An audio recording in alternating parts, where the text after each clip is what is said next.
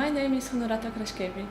I'm a second-year PhD student in multiple sclerosis and stroke research group of Dr. Una Fitzgerald in the NCBS.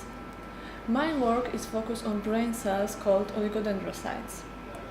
Oligodendrocytes are responsible for producing the myelin, which is an insulating material that wrapped around neurons.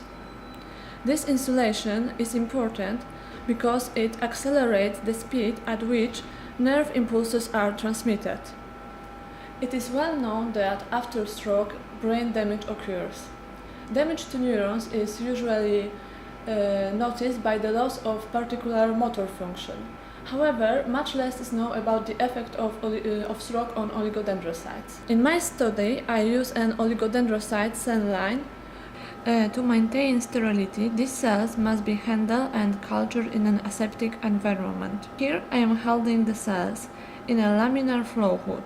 The cells are cultured in the yellow-capped bottles shown here. To promote growth, the cells are placed in an incubator which is maintained at 37 degrees. This is what oligodendrocyte looks like when I look at the cells down a standard light microscope. When cells are stained with a H&E, this is how they look under the light microscope.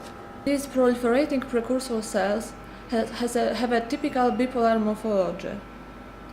When the cells mature into oligodendrocytes, in the process called cell differentiation, the cellular processes becomes more branched, as you can see in these pictures. Sometimes it is useful to look at them using a fluorescent dye and UV microscope. Here's an example. See how well the shape of the cells can be seen using this dye. The research I'm doing is involved in a signaling pathway called endoplasmic reticulum stress signaling pathway. My question is, does the signaling pathway get activated following stroke in oligodendrocytes?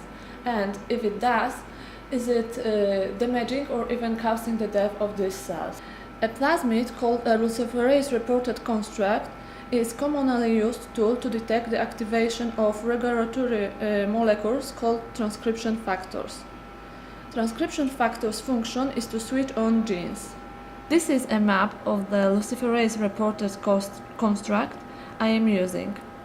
This was obtained from Professor Lori Glimcher in Harvard. Note the circular shape of this DNA molecule. This plasmid is made up 4.8 kilobase of double-strand DNA. Within this kilobase lies the information needed to switch on the luciferase gene. There are many kinds of luciferase report constructs. This one is particular will be switched on only when the endoplasmic reticulum signaling pathway is activated. Therefore, when I insert this plasmid into my oligodendrocyte and stimulate stroke in the lab, if I can see high luciferase, it means that the pathway has been activated. This research is being funded by the Science Foundation Ireland.